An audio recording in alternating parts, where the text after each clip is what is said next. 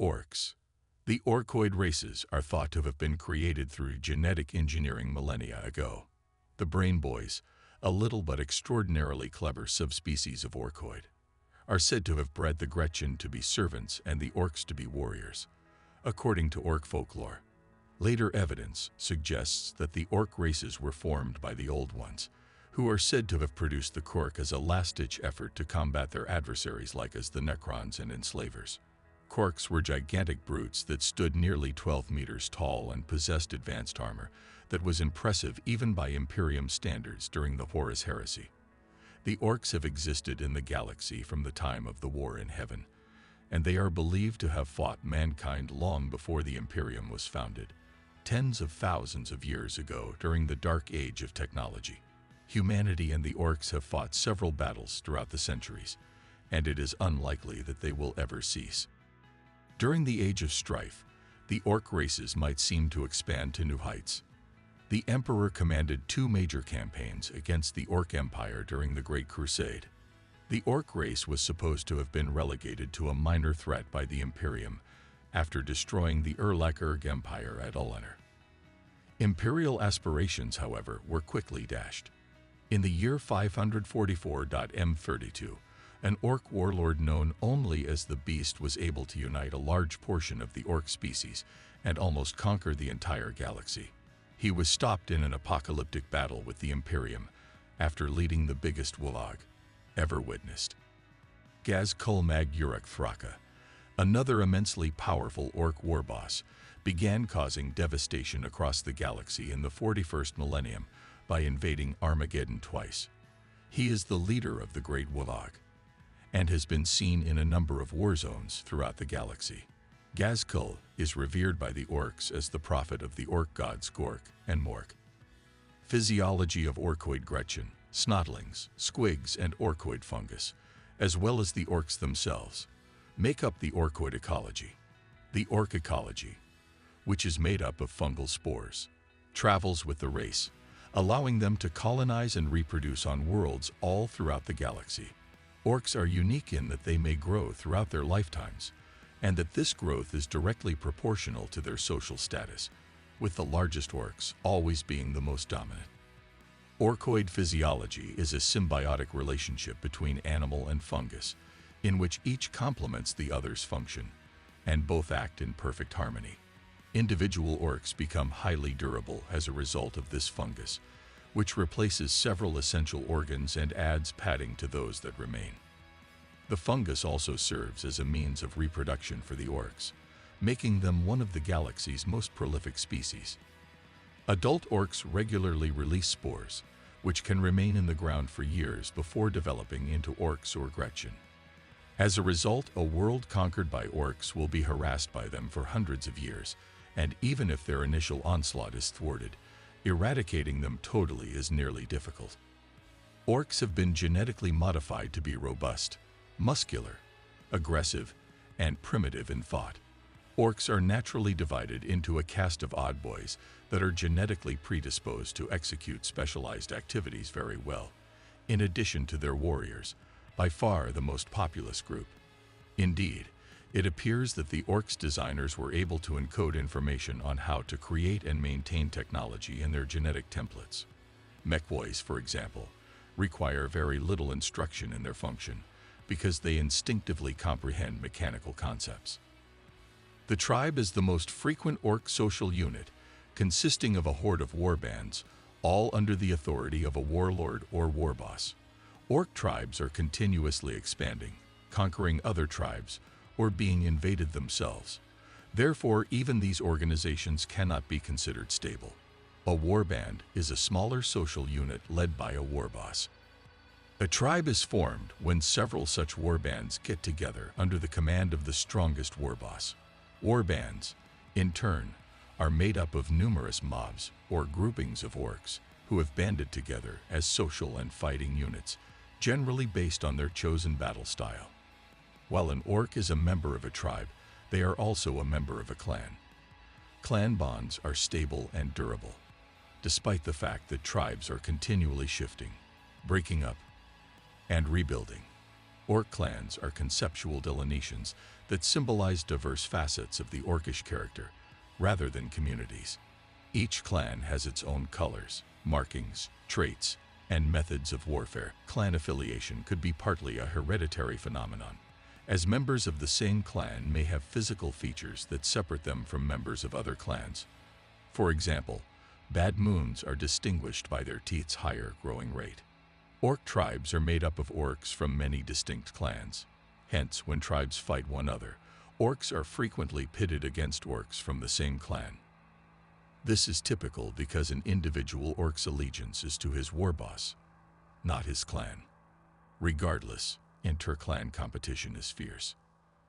Despite the fact that there are several orc clans, there are only 6 that are genuinely significant. Because their teeth grows faster, the Bad Moons are the richest orc clan. The Bad Moons are the orcs' equivalent of a mercantile class. The Blood Axes, who are distrusted by other clans, employ awkward tactics such as concealment and even battle preparations. Death Skulls are well-known scavengers and looters. The Evil Sons feature a large proportion of speed freaks, exemplifying the orcish passion of vehicles that drive fast and create a lot of noise. Goths are experts in close combat. Snakebites are a type of traditionalist that is wary of most sorts of technology. Gork, the deity of clever brutality, and Mork, the god of brutal cunning, the minor distinction being that Mork punches you when you aren't looking, but Gork hits you hard when you are. As a result, orcs occasionally lose track of which is which and fight over it. Although the famed Goth warlord Gazkul Mag-Uruk Thraka claims to be receiving visions from them, they have no true priesthood. Orcs trade using their teeth. Teeth. Orcs regrow their teeth in a similar fashion to Terran sharks, and replace it frequently. Hence, this is a natural solution to inflation and income support. They decay over time, so hoarding them is difficult. This maintains price stability, guarantees that all orcs have access to money, and allows for consistent commodity valuations. A tooth will get you a tasty squig pie and a mug of fungus beer, and a bag of teeth will get you a cheap warbuggy. A war boss may spend hundreds of teeth on a large flash battle wagon. Orcs have their own dialect. It's rudimentary, with a variety of dialects found around the galaxy.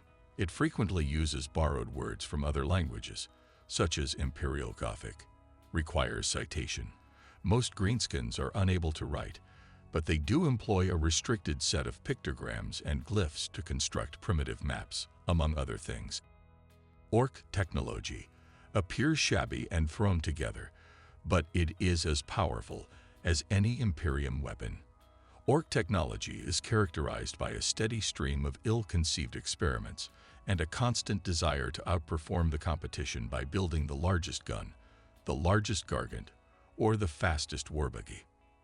As a result, Orc technology is not standardized, giving Orc warbands a jumbled and disorganized appearance.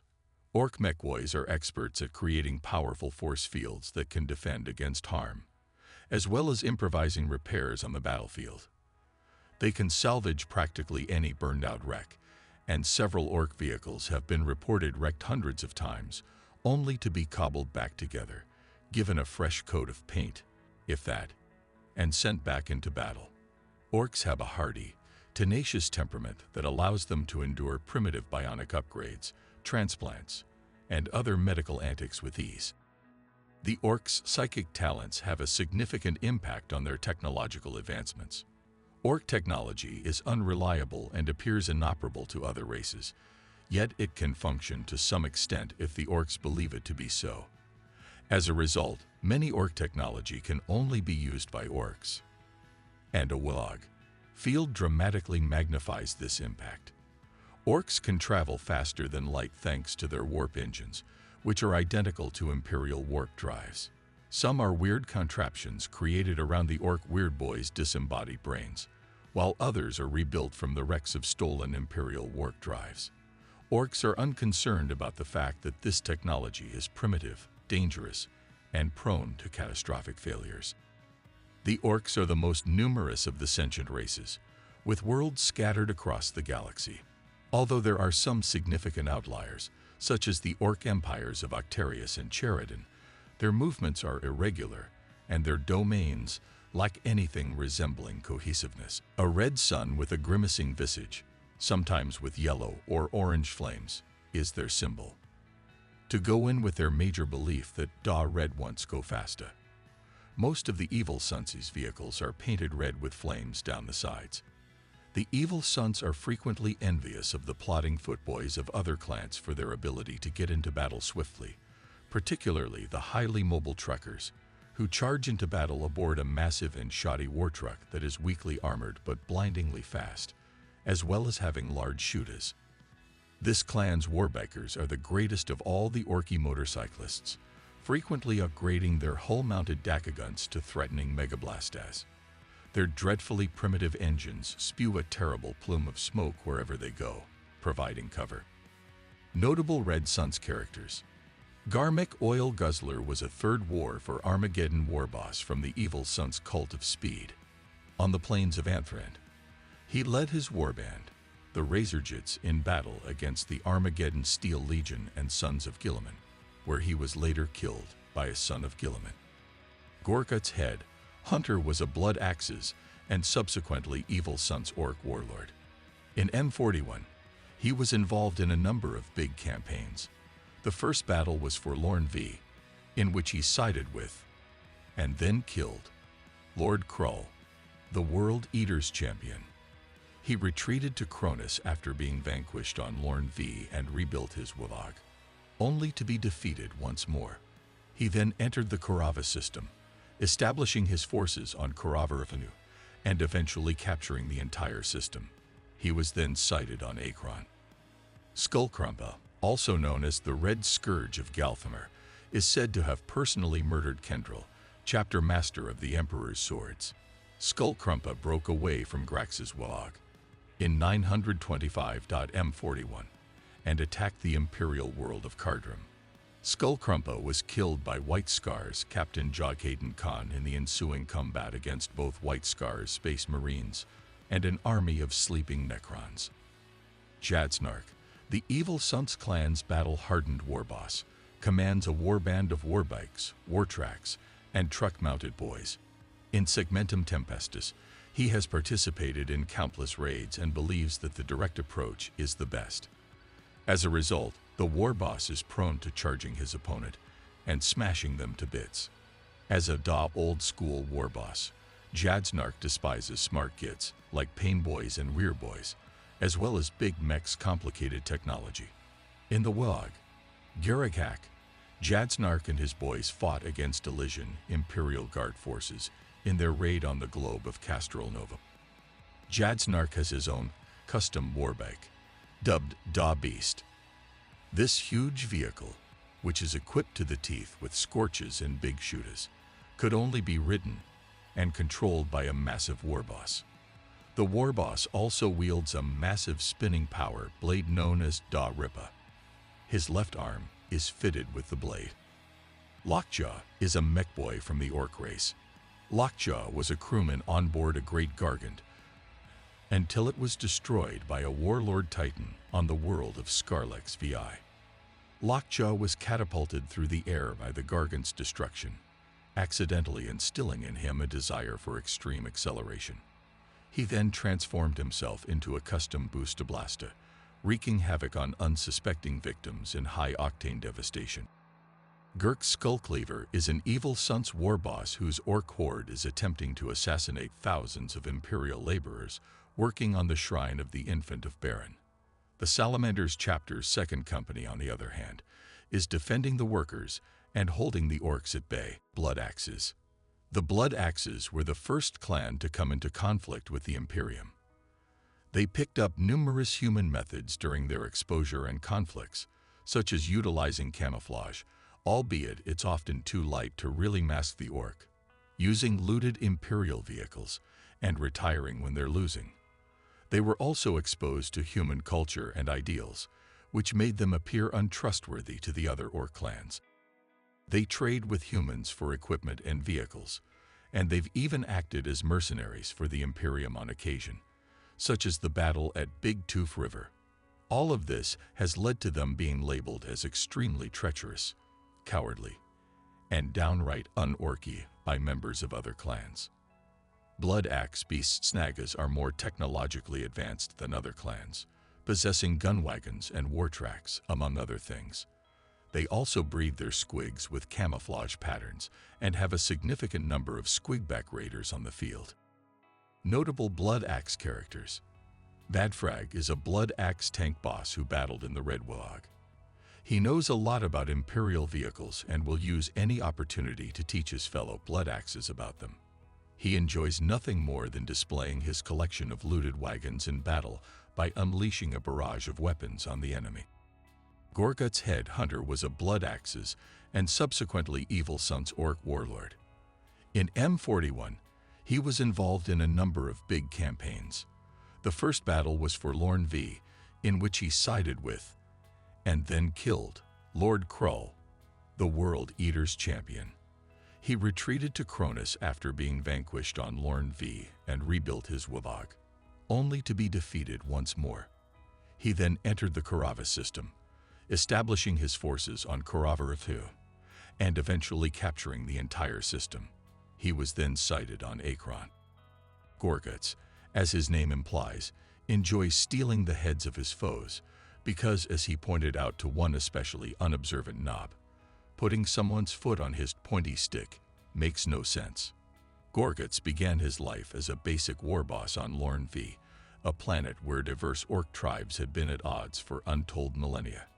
His Warthog began here when he burned the huge banners of competing orc tribes to bring them under his authority. The Footstompers, a group of orcs who trained Squigoths, were one prominent tribe he captured. They were defeated by Warlord Gorguts, who sent his own Squigoths against them. Gorguts had a weak alliance with Lord Krull, a champion of the World Eater's Chaos Legion, during Lorn V's campaign, which was eventually shattered near the end of the campaign. Gorguts eviscerated his one-time ally, claiming the Chaos Lord's head for his own, in the midst of an Imperial Guard invasion aided by Elder. Following his loss at the hands of General Stern, Gorguts made a rapid retreat to build up his Warthog. Gorguts reappeared in the Necron tomb world of Cronus, this time as a Necron. He led another deadly Warthog here, and although being defeated once more, the notorious warlord fled with many more skulls on his pointy stick. Gorguts returned to Karava for another murder. There were a lot of feral orcs there, and no greenskin should be battling without him, in his opinion. He shifted allegiance from the Blood Axes to the Evil Suns when he founded his own Warthog. He eventually conquers the system and turns it into a staging area for his Warthog, launching a galactic conquest campaign. Gorguts returned to Akron, this time in search of the Spear of Khan. In the face of demonic forces, Gorguts is forced into a brief alliance with his opponents after dueling with Bealtan and the Blood Ravens under Gabriel Angelos to stop the demons from spreading. The Blood Ravens destroy the Earth, but Gorguts is whisked to safety. Despite this, Gorguts is able to obtain the spear as a trophy before departing. Gorsnik Magash, also known as Great Fiend Gorsnik, was the Overfiend of Octarius and an ally of Gaz-Kulmag Uruk Thraka during the Third War for Armageddon. He belongs to the Blood Axis clan. Gratstaka, Arch-Scarlord Wermekdeka, is the Blood Axis clan's orc warboss.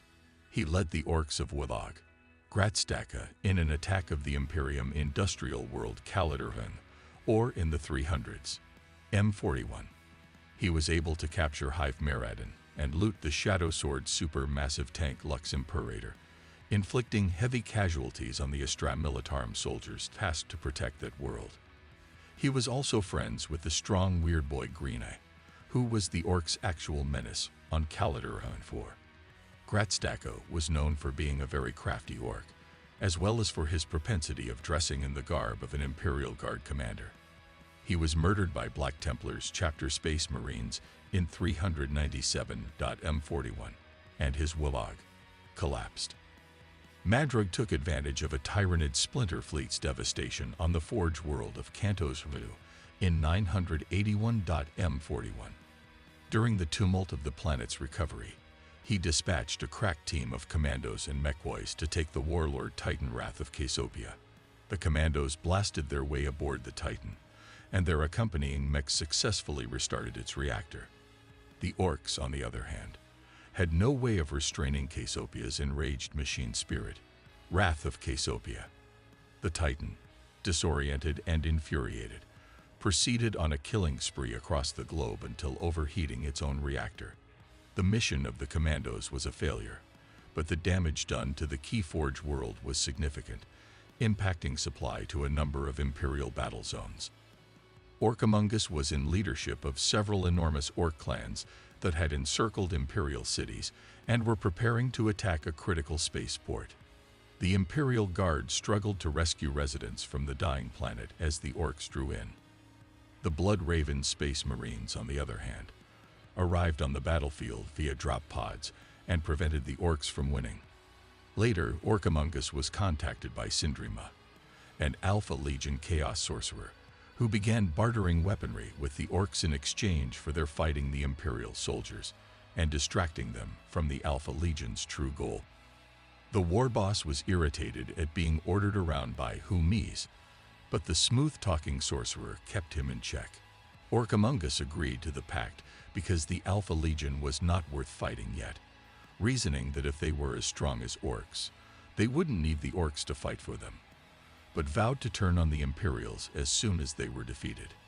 During the succeeding combat, the Blood Ravens tracked down and killed Orkamungus. Fester is an Ork Blood Axe war boss who was a member of the Wabog of warlord Nuzgran Nospitter, which conquered an Imperium jungle world. The world was dubbed Nuzgran's World after Nospitter and his hordes claimed it, although the Imperium subsequently returned to recover it from the Orks. Fester was criticized by Nospitter and the other Orks for knowing so much about the Imperium's culture during the ensuing invasion, because he often identified which Imperial forces were fighting the Orks. Beast Snagas. Beast Snagas are nomadic Orks who have embraced traditionalism and despise armored vehicles, preferring to fight with a variety of squigs. They set out to seek the world's largest creatures and machines, including tanks, monsters, and even titans. Due to their admiration for old ways and scorn for more complex technology, Beast Snagas are primarily found in the Snakebites clan. However, they can be found across the full spectrum of Ork culture. Beast Snagas are obsessed with hunting and spend the majority of their lives doing it. Beast Snagas stay very active to facilitate the hunt and rarely stop for any length of time, including eating, resting, and practicing their crude procedures while on the move. Beast Snagas are obnoxious hunters, with their mobile caravans making a racket and leaving a trail of dust and mayhem in their wake. The ultimate goal for these Snaga tribes is to hunt down the largest and most difficult prey possible.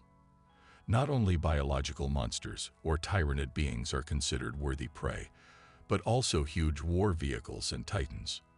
Their prey is chosen by their masters and guided by wereboys, rather than being chosen at random. They are enormous giants of muscle, even by Ork standards, for they spend most of their existence hunting the largest beasts they can locate. They aren't as tough as a knob, but they can hit just as hard. Harpoon weapons known as stickas are their preferred weapon, which are used to immobilize prey before the fatal blow. Beast Snagas Gretchens are known as saddlejets and are a little braver than the rest of their breed. One is not considered a proper lad in Beast Snaga society unless they have a scar or some type of injury from their squig's jaws. Beast Snagas have a strong bond with squigs as evidenced by this. They employ squigs for oil, messaging, targeting, and more, in addition to mounts. Beast Snagas who fight on four-legged squighogs are known as squighog boys. Squighog boys are Beast Snagas rapid cavalry and are tough, tenacious, and heavily equipped. They are built to confront the adversary at close range. Squighog boys unleash an unending barrage of attacks in battle, making them ideal for dealing with opponent light vehicles. Stickas, bomb squigs, their horses' weaponry, and the weapons used by their grot saddlemates are among the weapons they wield. Ork boys belonging to the Beast Snaga subsect are known as Beast Snaga boys. Many Beast Snagas fight on squigogs, but the Beast Snaga guys prefer to fight on their own 2 feet. They are larger and stronger than other boys, though not as durable as a knob, thanks to a lifetime of hunting deadly monsters.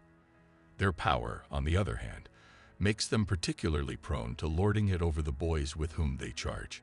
Sluggas, thump gunts, choppas, and power snappas are commonly used by these vicious, aggressive, and enormous orc fighters. Snaga the Beast Knobs are members of the Beast Snaga civilization who frequently lead lessers of their creed into war. The normal squigog doesn't have enough power on the charge for these ruthless orcs.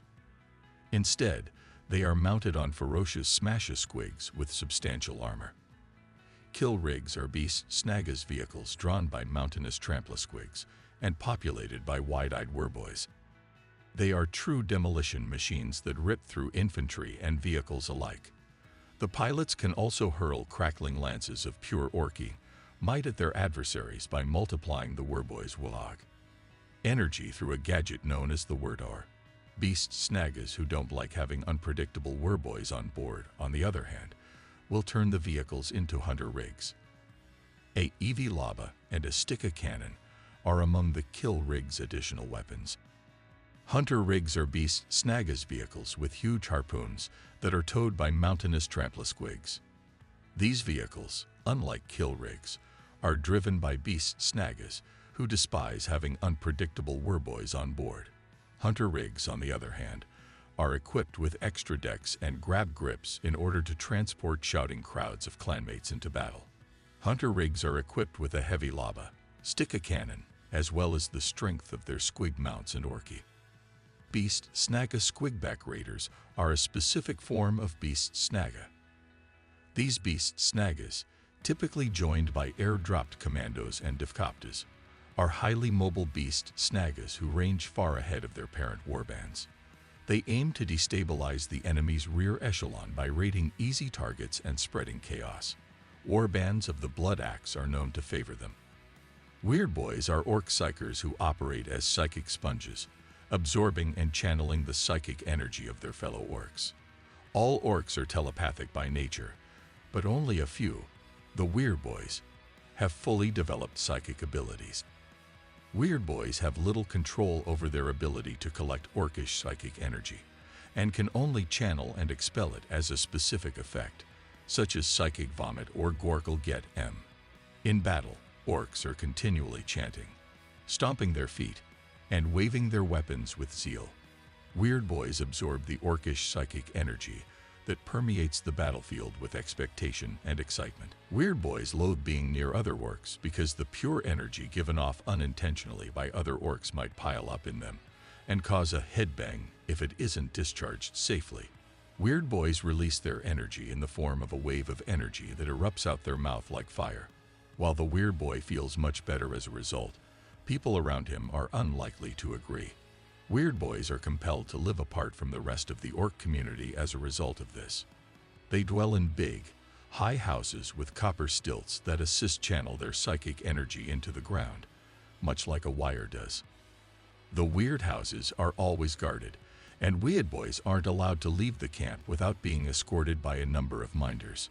Weird Boys dress in garish colors and wear enormous, visible hats to distinguish themselves from other orcs, allowing them to be easily identified, and also because the discomfort and danger of being psychic conduits tempts them to hide or even flee when they are most needed. For the same reason, bells, rattles, and other gadgets that generate noise when the Weird Boys move are frequently incorporated into their attire. Copper staffs are carried by the Weird Boys to aid the Earth's psychic energy. If a Weird Boy is caught in the center of a bunch of ecstatic orcs, things will swiftly spiral out of control, with furniture flying around the room, firearms firing, and a variety of other bizarre events. When a Weird Boy can't let go of his accumulated power quickly enough, the headbang happens. Their skulls literally explode, and the psychic overflow can be so powerful that it causes the heads of adjacent orcs to explode as well. Weird Boys are also called headbangers because of this. The Weird Boys can build up enormous quantities of power during combat, causing him a great deal of agony. His mental eruption, on the other hand, is extremely effective at simultaneously frying a large number of enemies. Minders frequently pull Weird Boys onto the battlefield and utilize them as living weapons, typically without their consent. The Minders drag the unfortunate Weird Boy towards the enemy lines, snatching away his copper stick and attempting to forcibly aim him in the direction of the enemy when they see sparks in his eyes. Both for and against the Orks, the results can be deadly. Weird Boys will depart the battlefield if given the chance to avoid the pain of the Orks assembling. Warpheads are Weird Boys who, unlike other Weird Boys, appreciate and delight in their abilities, having gotten addicted to the sensations that come from using them. Werboys are nefarious beasts Snaga Weird Boys who channel Wog energy in its purest animalistic form.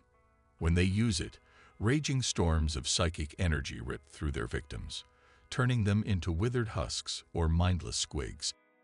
The Werboys play an even more vital role in their tribes away from the battlefield. They employ their pseudo-shamanistic abilities to receive visions from the Ork gods Gork and Mork, which they communicate to their fellow beast Snagas in the form of big proclamations and scarcely comprehensible predictions.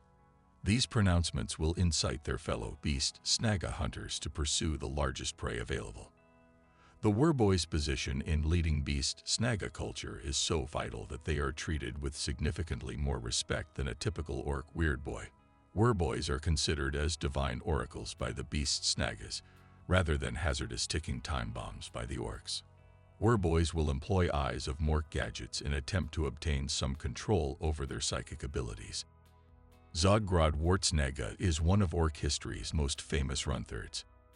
Zodgrod started his strange career as a slaver in Ugleherd Duffgrunta's Chargers, a reactionary snakebites tribe with a high level of technology. It was up to Zodgrod to command the Snotlings, who would be used in the Chargers' shock attack gun. Zodgrod was able to train his Snotlings to a high level, and his commando runs quickly became well known among the local greenskins. However, Zodgrod became a zealous protector of his naive students, a scenario that culminated in a bloodbath when Zodgrod lost his cool with the mech in charge of the erratic shock attack gun, an occurrence that led in the mech being fatally discharged via his own weapon. After the combat, Zodgrod was expelled from the Chargers, and the slavers' rash actions nearly cost Duffgrunta's Orks the win. Zodgrod and his retinue of Snotlings set off throughout the galaxy, living as a freebooter on the outskirts of Ork society. He came across the philosophies of a runthird philosopher known only as Narflung somewhere in his travels. Gretchen had been the subject of Narflung's research, in which he had trained them to become super runts. The methods in question included a lot of clanging of bells and the promise of an excellent, juicy squig. Zodgrod had made his own super runts in no time, a new species of Gretchen that surpassed its weaker brethren on the battlefield by demonstrating heightened aggression, cunning, and bravery. Many Orthodox Orks fear that these super runts pose a threat to Ork society's delicate balance. Despite this, desperate war bosses are always willing to recruit Zodgrod and his elite fighting squad. Zodgrod's absurd belief that Grots aren't completely useless has left him a pariah in Ork civilization, and he has now joined the beast Snaga tribe. The Bad Moons are the wealthiest of the Ork clans, as their teeth grows quicker than anyone else's. Other clans believe they can always bash a Bad Moon Ork over the head and grab his teeth. Therefore, this is not seen as an unfair advantage. As a result, Bad Moons must spend a portion of their money on the best equipment in order to protect themselves against opportunists looking to redistribute wealth. Their war bosses are known to acquire custom weapons and battle wagons. They trade with other Orks to obtain the largest guns, flashiest gear, and tastiest food, therefore appearing bigger than the ordinary Ork, but are less concerned with close combat than other Orks, operating as a merchant class within greater Ork society. They are said to have a higher percentage of Gretchen slaves. The Flashgits, Orks with lethal custom shooters, are the Bad Moon's hallmark mob. Yellow crescent moons and black flames are their symbols. Gashrak da Flash is a Bad Moon's war boss who was involved in a Red Warhog battle. He was Captain Badruk's first mate until he was kicked out of his armada for collecting too much fortune, after which he founded the Split Grin Bad Moons. Gashrak is obsessed with having the shiniest, newest war gear he can get his hands on, and he keeps his Grod minions busy washing, scouring, and repainting them. Many of his henchmen say that their lord never fires the same weapon twice. He takes a long time to arrange his fighting tactics, which, despite provoking discontent among Gashrak's lads, makes him a serious opponent. His warband consists of dozens of flash gits and hundreds of boys, as well as a formidable armory of war engines and killing contraptions. Gashrak's military might is cemented by an impressive arsenal of artillery, walkers, and a fleet of gold-chasing trucks and battle wagons. Mogdos is said to be the wealthiest orc in all of Cheredin, with deep teeth coffers large enough to buy for the greatest big mechs and painboys available. He was once only a fang ripper from a Bad Moon's junk fleet following in the shadow of a high fleet Leviathan tendril. Before the bioships stripped the worlds completely, the orc vessels were plundering the dead worlds that the Tyranid's front elements had attacked. Everything was okay until a dormant nest of bio-horrors on a dead human manufacturing world was disturbed by the scrap fleet's personnel. After the battle, Mogdos was the only Nob to return to the ship alive, and he inherited its wealth, settling in the adjacent Cheredin Orc Empire and teaming up with the arch-arsonist of Cheredin Snagrod. Since then, Mogdos has accompanied Snagrod on his rampage across the Ultima Segmentum, ensuring that the other war bosses are paid and commissioning mechs to construct the largest and most powerful war machines. The arch-arsonist keeps the Bad Moon and his boys around for this reason, their colorful wagons and Mogdos' golden grin apparent in the Warhog. Mogdos' fame spreads beyond the Cheredin Empire, and legend has it that when he loaded his first ship with teeth, he hid the majority of it. This weathered old freebooter's legend of Gilt Rich's Toofs has spurred many a hungry warband of orcs to travel off into the vacuum in search of it, conquering worlds and terrorizing local populations in their quest for the mythical cave full of teeth.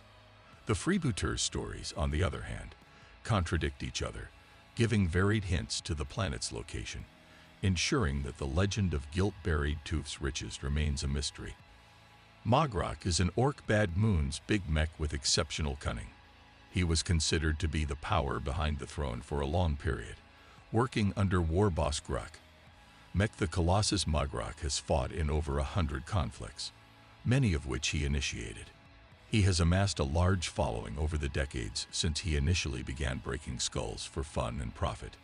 These aren't your typical orky hangers-on, for Mogrok has never been one to conform to Greenskin Society's rules. Instead, they are a collection of Greenskin Society's scrappers, show-offs, looters, thieves, and mechanics. Scrappers, show-offs, looters, thieves, and mechanics to an orc. The mechs in Mogrok's hoard's unfettered innovation means that his Bad Moons are never short of big and highly destructive war machines, from man-portable custom megablasters to mech stompas that blast the opponent to bits with green energy bolts. After his defeat in the Red Warhog, which many boys believe he planned, he gains leadership of a large portion of Gruk's armies. Other orcs who were suspicious of Gruk's death learned that he had survived the blast.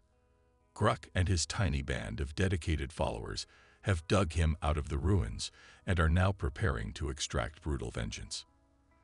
Mogrok resurfaced after a disastrous raid on Alaric Prime's Night World.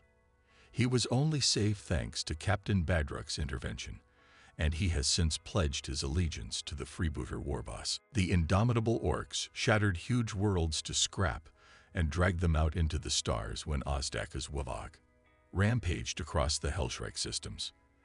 The Adeptus Terror responded by dispatching a Vindicare assassin to eliminate Ozdaka and his most powerful knobs. The unnamed assassin haunted the battlefields of Hellshrike, sniping orcs from the shadows and inflicting horrific damage on Ozdaka's bosses. The war boss offered 100,000 teeth, more than most orcs can imagine, for the skull of the unseen killer in a fit of fury. As word of the reward spread, more orcs flocked to Ozdaka's banner, and his Wavog expanded to unprecedented proportions. The war boss, on the other hand, did not live to see the carnage he wreaked on the Hellshrike sector, as the assassin's final shot severed Ozdaka's head from his shoulders before the Imperial agent was overrun by a horde of bad moons eager to take the enormous prize. The Tech Wavog is commanded by Da Mechlord, Da Biggest Big Mech, a Bad Moon's big mech war boss. He is the commander of the Orks Hammer, the flagship of his orc fleet, and carries a Super Shuta and a shock hammer. The Tikwag is made up of several separate orc factions, each led by a war boss capable of leading their own Wavog. Old Thing Crumthunda's explosive death, which occurred after he fought the Da Mechlord in a futile attempt to grab control of the Tech Wavog, keeps them in order. The legions of the Da Mechlord are currently invading the Imperial Forge world Hephaestus, which was previously under siege by the freebooter Badrak. Rather than fighting for the chance to steal the Forge world, the two orc leaders have agreed to split Hephaestus. They agreed that whomever claimed the Forge world's resources first would get them, and that the freebooters and Tikwag would not battle each other. Da Mechlord, on the other hand, has directed his orcs to make sure there are accidents that ensure the Tikwag get the best loot. Nazdrag is a classic Bad Moon warlord in many ways. He is wealthy, pompous, overindulgent, and overweight. However, Nazdrag stands out for one reason. He is without a doubt one of Orkdom's most clever and crafty battlefield commanders. It's lucky for the Imperium that Nazdrag's primary interest is wealth, for if he ever summoned the energy to lead a Wavog, he'd be every bit as dangerous a foe as his contemporary Gaz Kulthraka. Nazdrag is the leader of an extraordinarily powerful warband that has so far destroyed at least 11 Imperial worlds. In addition, he has defeated or outwitted all Imperial armies dispatched against him. The headquarters of operations for Nazdrag is a massive space hulk named Ognisdrag Vardersligulk, which Imperial forces have dubbed Scylla. Nazdrag's mechboys are claimed to have gained some control over the space hulk's movement, and the ease with which he has outmaneuvered his Imperial foes would surely suggest that this is the case. He speaks fluent Low Gothic and appears to be more resourceful than other war bosses, according to Imperial accounts, employing both punishment and rewards as incentives to get more out of his slaves. Nazdrag is outfitted with mega armor and wields the custom Blast Axe, a personal firearm with which he can be called an expert shot by orc standards.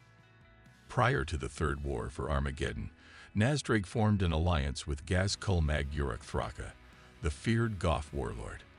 Despite the Dark Angel's assistance, the world of Pisana IV was struck by the two allied Greenskins, who eventually split their alliance due to their race's innately violent disposition. Nazdrag operated from the Scylla throughout the war, until his soldiers were ejected and his hulk was supposedly destroyed.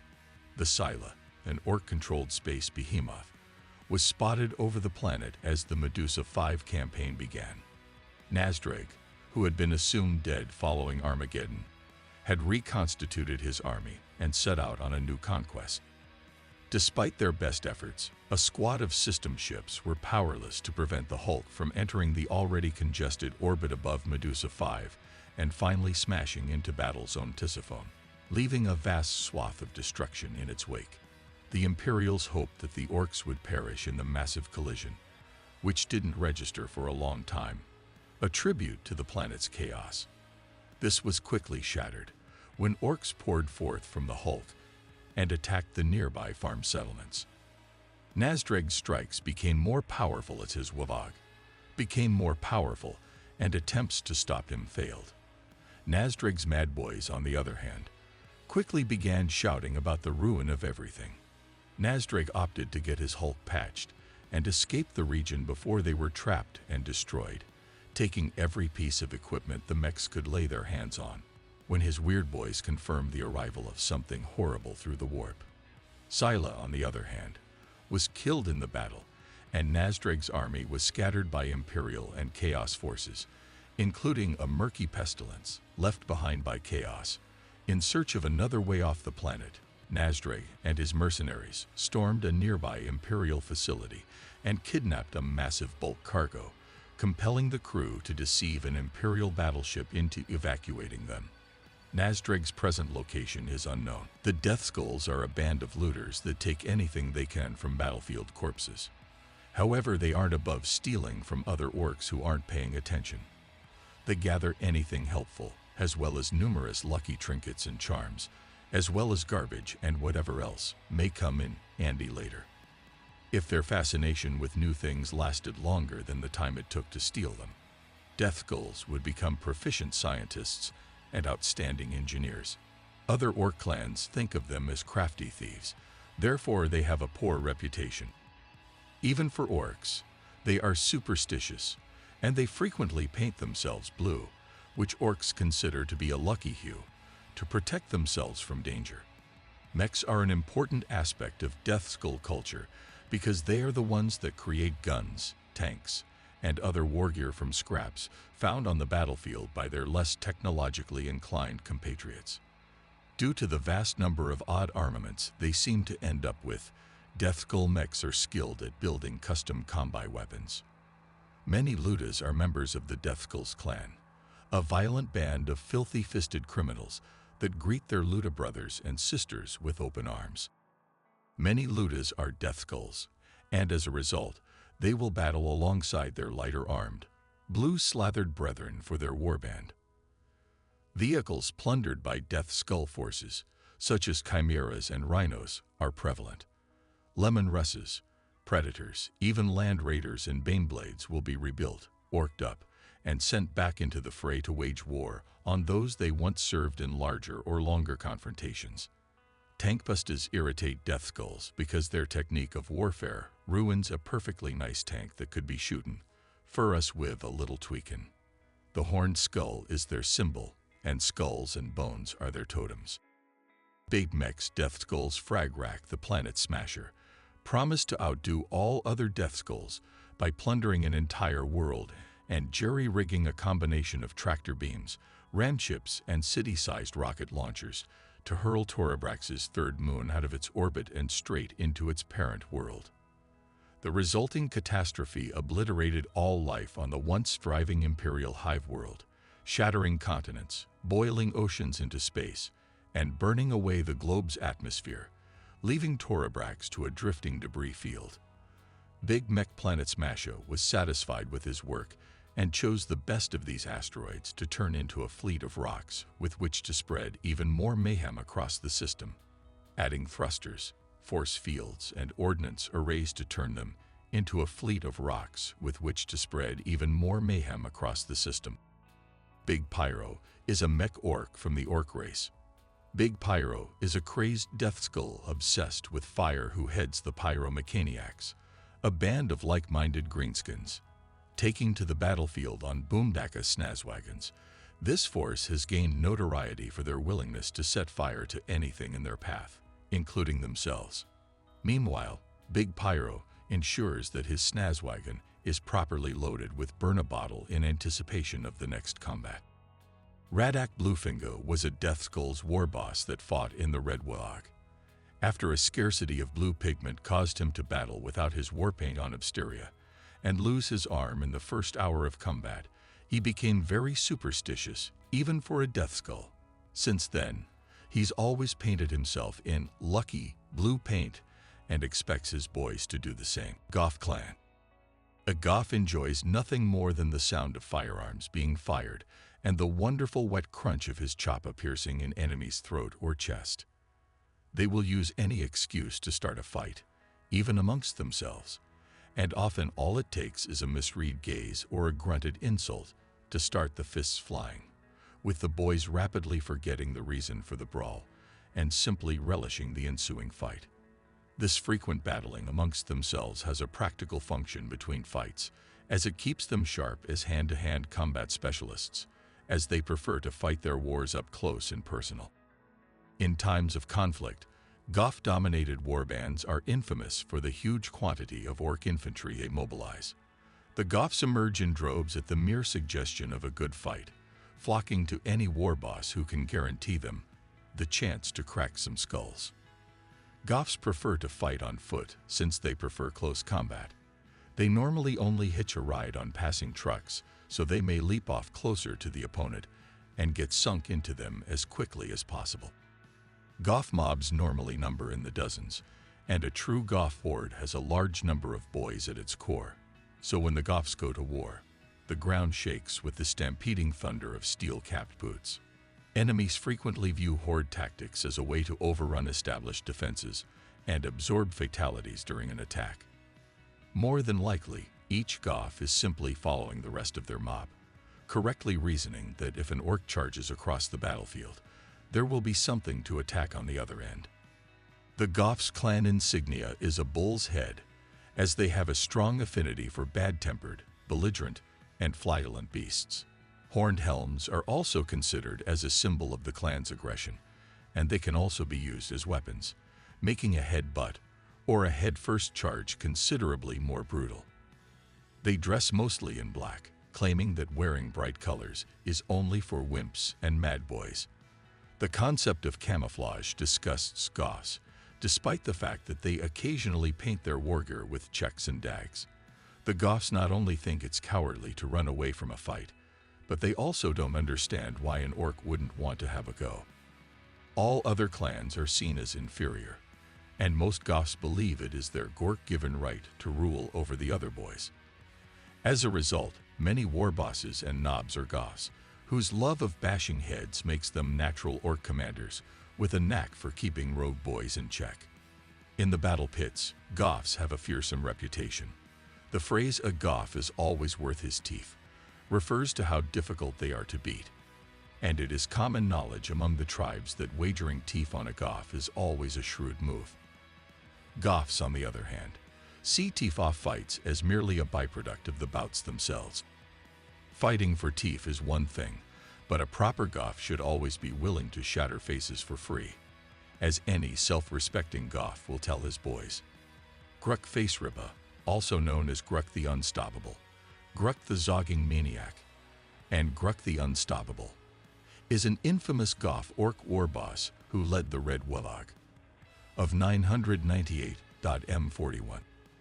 Gruck, the Goth warlord, is a 10-foot hulk of muscle and fury. His physical presence alone is terrifying, and beneath his scarred and pockmarked skin is a body as tough as steel. He's a terrible sight even when he's not armed. Gruck becomes virtually unstoppable when he dons his gigantic power claw. Gruck is well known for exploding into a berserk rage whenever his anger flares, and it doesn't take much to set him off. He once ruined an entire settlement over a grot attendant spilling engine oil on his breakfast. Dog Goth Guard are the orc war boss Gazkul Mag Uruk Thraka's personal guard and fighting elite. Only the toughest of the tough can join the Goth Guard, which is battle-scarred and grim. Some of the orcs in Dog Goth Guard are Urk natives who have remained loyal to their warlord throughout his numerous journeys. It's uncommon that Gazkul isn't accompanied by Dog Goth Guard wherever he goes. Dog Goth Guard is rightfully proud to be linked with Dog Greatest Greenskin Ta Live and Breathe, as seen by the abundance of back banners, Goth emblems, and Gazkul horn silhouettes. Dog Goth Guard follows Gazkul everywhere he goes. When Gazkul smashed down the final blast door and charged the last defenses of Hades' hive during the Second War for Armageddon, it was the Goth Guard that followed. The black armored might of the Goth Guard chopped their way behind the prophet of Gork and Mork as they cut deep into the Tyranids on Octaria. The Goth Guard captured so many banners and Aquilatop standards from the Imperial Guard and Adeptus Astartes during his first assault of Armageddon that they stacked them together and built a bonfire visible from orbit. The orc warlord of Wulog is Gazkul Mag Uruk Thraka, the self-proclaimed prophet of the Wulog, also known as the Beast of Armageddon in the Imperium. Gazkul is the most infamous war boss of the 41st millennium at the moment. He is well known for his actions in the Second and Third Armageddon Wars. Gazkul is a megalomaniac orc who believes he has been blessed by the orc gods Gork and Mork.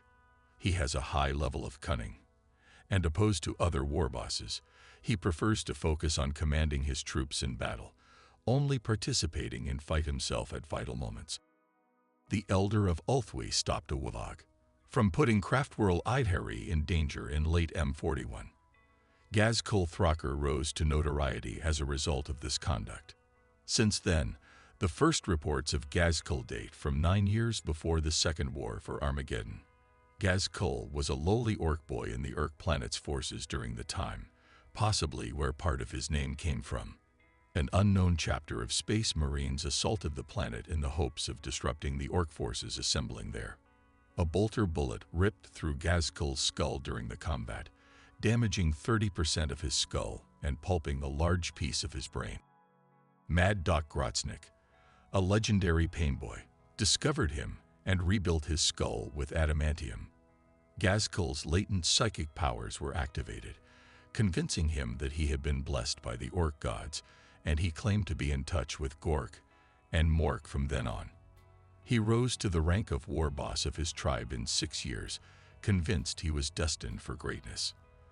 A year later, 2 events occurred, allowing Gazkul to expand his power and launch a massive Warthog. To begin with, Urk's sun had begun to fade. Many people have died as a result of severe solar flares. Second, a giant space hulk materialized in orbit around the planet, offering the planet's inhabitants a way out of impending doom. Gazkul was able to subjugate the other tribes of Urk, resulting in the formation of a Warthog, the derelict Fortress of Redemption, afterwards dubbed Da Fortress, was Gazkul's first base of operations. Orks have significantly improved it. Gazkul rode to combat in the Da Kilblasta, a large battle wagon, on the Urk. Gazkul dubbed the Hulk World Killa and set sail after it arrived. Power systems on Gazkul's Hulk failed multiple times and passage through the warp, forcing the war boss and his new Ork charges to fight off continuous demonic attacks, giving them plenty of battle experience. Armageddon. The Incredible Hulk made his way to the Armageddon system. Its weaponry annihilated the Armageddon system's defenses, which included antiquated orbiting satellites and small attack craft. In the hope of receiving assistance, desperate messages were dispatched.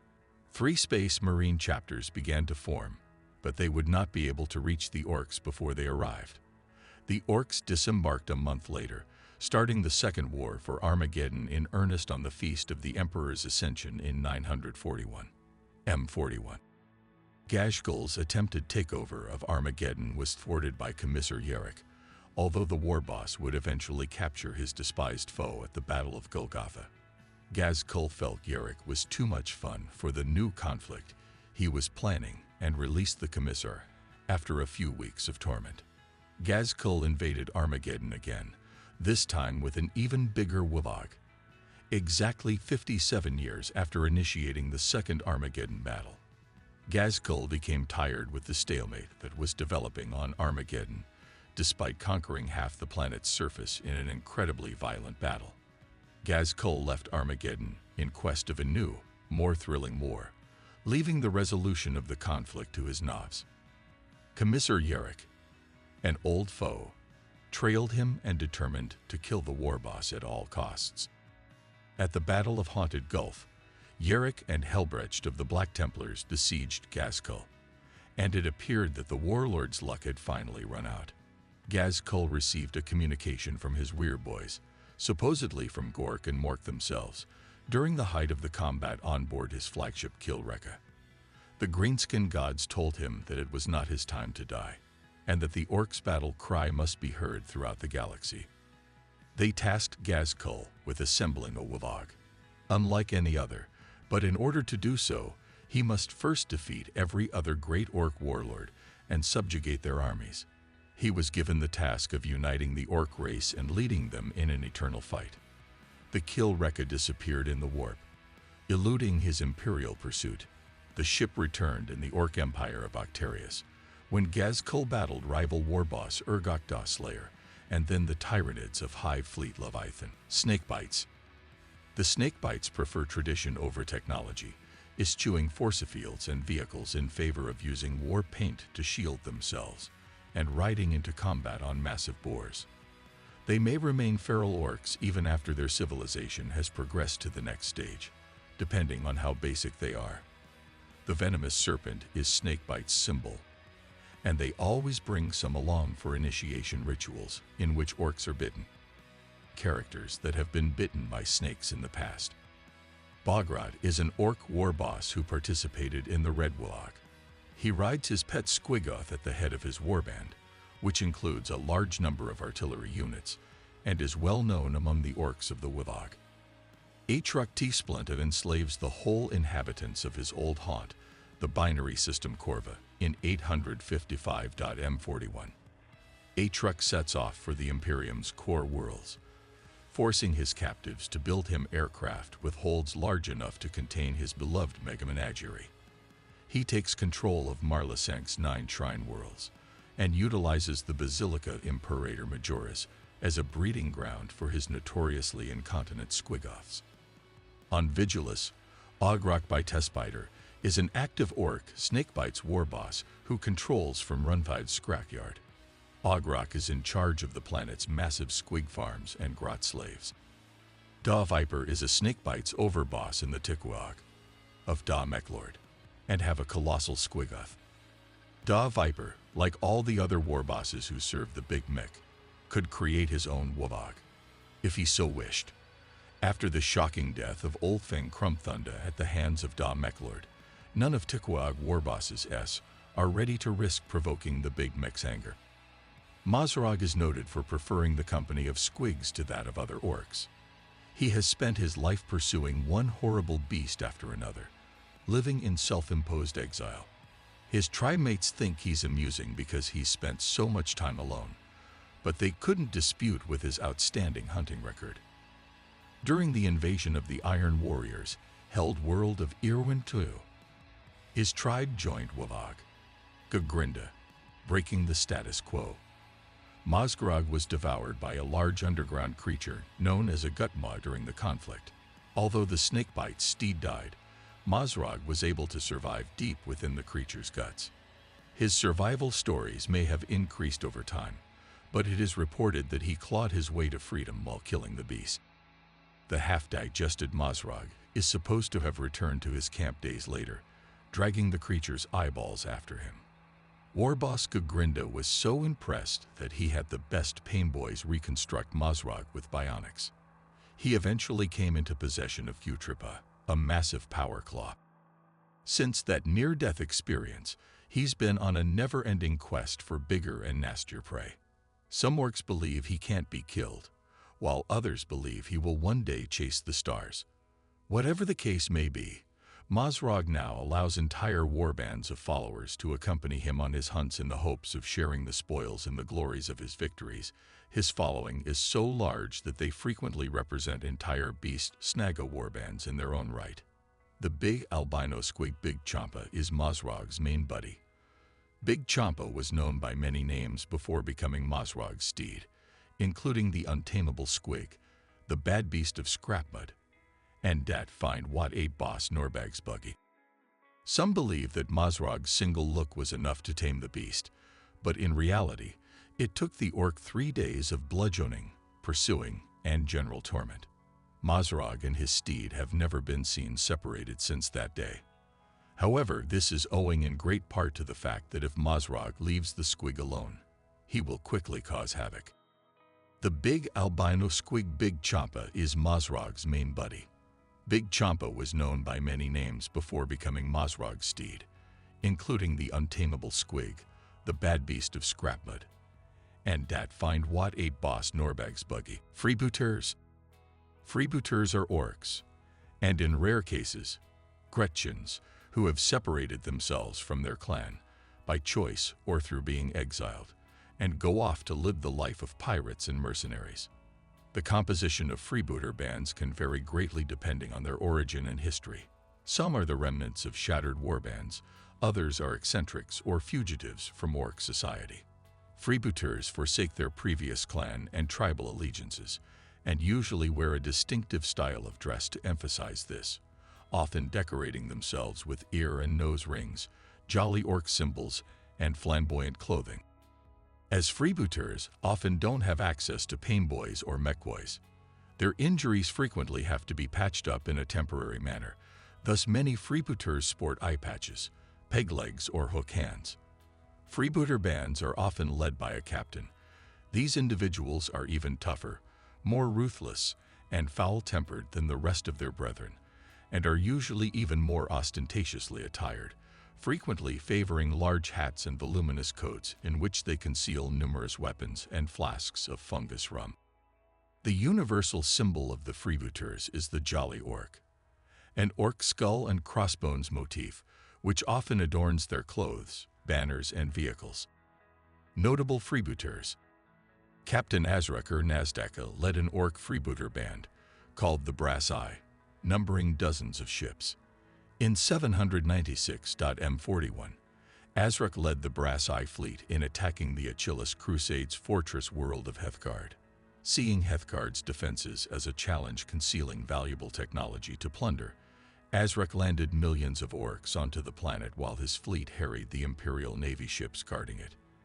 Eventually, through brutal attrition, the Crusade's forces managed to break the orcs' forces on the ground and reduce them to scattered pockets of resistance. The remnants of Azrak's fleet were then driven off from Heathguard. Captain Blackgit was an orc freebooter captain, leading the Star Crumpus freebooters from Jaga. Blackgit engaged Hive Fleet Behemoth, but was killed when his cruiser was struck by a starship-sized spore mine. Blacklaw was a captain of orc freebooters. In 934, M41 Elysian drop troops drove off his forces from the Stranthium orbital space docks, ending a decade-long blockade by his boys. Ironguts is an orc captain who leads the Dreadmob, a dreadnought freebooter band. Ironguts leads them into battle from his own customized orc dreadnought, the Doomdread. Dragbad Skullbusta is an orc freebooter captain, whose orc hordes have plagued the Imperial Illumax system for years. This is due to the system being considered a backwater, which has led the Imperium to send little in the way of aid to defeat the orcs. In the wake of the Noctis Eterna, the Illumax system was invaded by Plague Captain Oglosmus Bilge's warhost during the Cheredin campaign. It is not known what has become of Skullbusta and his hordes since then. Captain Badruk is the most infamous orc freebooter of all. He leads Badruk's Flash, hits who have fought with many war bosses, including every major warlord in recent times. Originally of the Bad Moons clan, Badruk was chased out his tribe for having too many teeth. He is an excellent strategist by orc standards, and will act as an advisor for any warlord who can afford his fees. Since his exile, the captain's accomplishments have far outstripped those of his fellow freebooter war bosses. Fighting alongside the fleet of warlord Garrikhak, Badruk blunted a tendril of the tyranid Hive Fleet Kraken with a daring raid on the Norn Queen at its heart.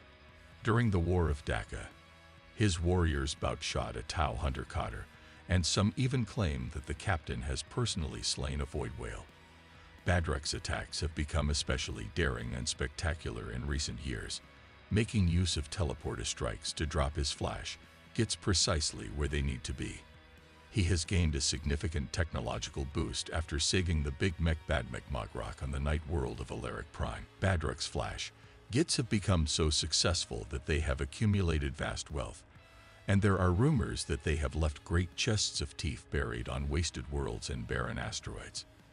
Much of this wealth can be attributed to Badruk's exceptional cunning, which he has used to double-cross or intimidate many of his employers out of their rightful share of the loot. He and his crew will usually take the best loot and fly off in Badruk's kill cruiser, Da Blacktooth. Despite this, Badruk and his boys have a reputation as fearsome fighters and often get hired for the most lucrative and difficult jobs. All of Badruk's flash gits are armed and equipped to an incredible degree, due not only to their great wealth, but also because of the many gifts presented to them by grateful or fearful warlords. Naturally, Badruk himself is the most flamboyant of his band, wearing outrageous hats, gold-plated armor with gilt scrolling, and equipped with exotic weaponry. including his customized Ripper gun, Da Ripper. Captain Bloodflag is a freebooter Ork warboss active in subsector Oralia. Unlike most Ork warbosses, Bloodflag is not entirely motivated by the desire for a bigger wog, but also by loot. This drove him to be a successful freebooter and gives him the ability to tactically choose his fights where he sees the most profit. Bloodflag's looting raids have led him and his boys to subsector Oralia, where he was known for serving as a mercenary for those who paid enough. Having his cruiser shot down by Inquisitor Adrastia over Typhon Primaris, he ventured onto Typhon and killed Autarch Kayla, thinking she was the one responsible. Adrastia would later reveal herself and propose that Bloodflag kill the chapter master of the Blood Ravens, Hazariah Kairos. Bloodflag would at first refuse this deal for not getting Adrastia's hat as his reward, but would change his mind later just for the fun of the combat.